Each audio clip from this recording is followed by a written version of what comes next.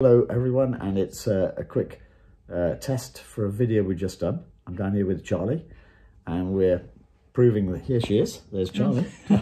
And we're just getting to grips with all this YouTube thing before we become massive YouTube stars. It's only going to take about a week, I reckon, the rate we're going. Easy. Week and a half maybe. We think a week and a half we're going to be up to about 100,000 subscribers. Yeah. Yeah, okay. How sad is that? All right, so you can watch this video now. It's coming up, and it's all going to be about the K60 FV432 K60 alternators. So, you know, grab a coffee, sit down and enjoy. So it's a video today about the alternators, plural, of an FV432 APC. The British FV432. Well, some of you might remember I did a video some time ago with Charlie about the fuel system, and these vehicles now are showing their age, so there's a lot of little tips and tricks on these things. Now, I'm not saying I know it all, because some people out there might say, oh, do this, don't do that, or, you know, chuck their 2 pennies in and come up with some better ideas.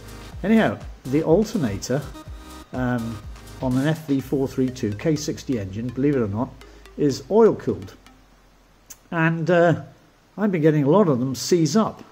And the seizure, it turns out, here's one apart, is to do with what I think is an exciter coil. So don't get too excited. An exciter coil which sort of seems to cause this spinning rotor.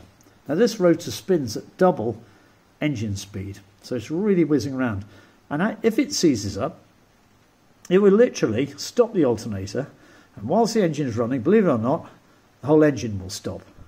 So it's surprising just what it can do to a K60 Rolls-Royce. That's what it is, 2-stroke diesel, and it'll stop it, bang, dead. And what it is the seizure of the spinning part of the alternator. So what's to be done about it? Because these things are getting rare and they're very expensive.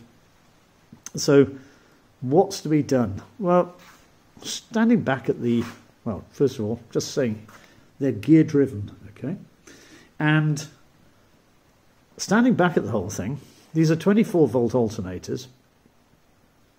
Do we need 2 of them? Because on the K60 there are 2. So question 1, why not just run it on 1? Because we're not running radios, the whole thing.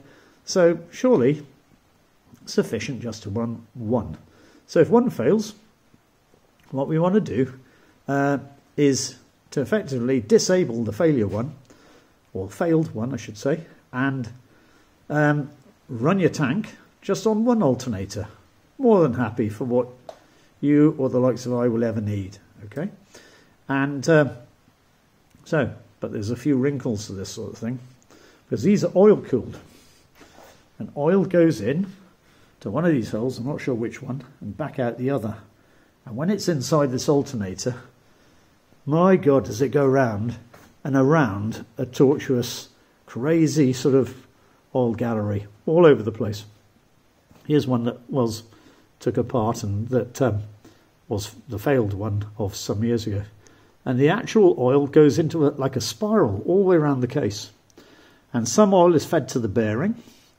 Some goes to these 2 exciter coils inside.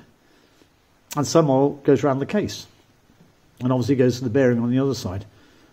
Believe you me, you'd have to see diagrams of the whole thing. But oil is flowing all the way around the place in this. Made by Rolls-Royce. But sadly, that doesn't mean that they're that special, I'm afraid. But they do fail. And so I have to come up with an idea. So my idea here at Tank School is to run just 1.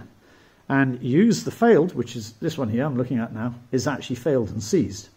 So you put it back in, take the gear off, keep the oil circuitry running, because, believe it or not, the oil that feeds this alternator, or both alternators, comes straight from the oil that's picked up, and it goes to the alternator, before the oil then goes through the filters and before it goes to the crankshaft. So if you mess around with this and you get this wrong, you're going to lose an engine. So it all needs putting back together carefully, but simply not spinning. So we can keep the oil circuit as it was designed and performing the function it should have done. And we'll have to see if it all works well, but who knows. Anyone out there who has ever done anything, please, write down some comments and pass this around some of your chums who've got 432s. And yeah, any idea is great, but this is my idea at the moment.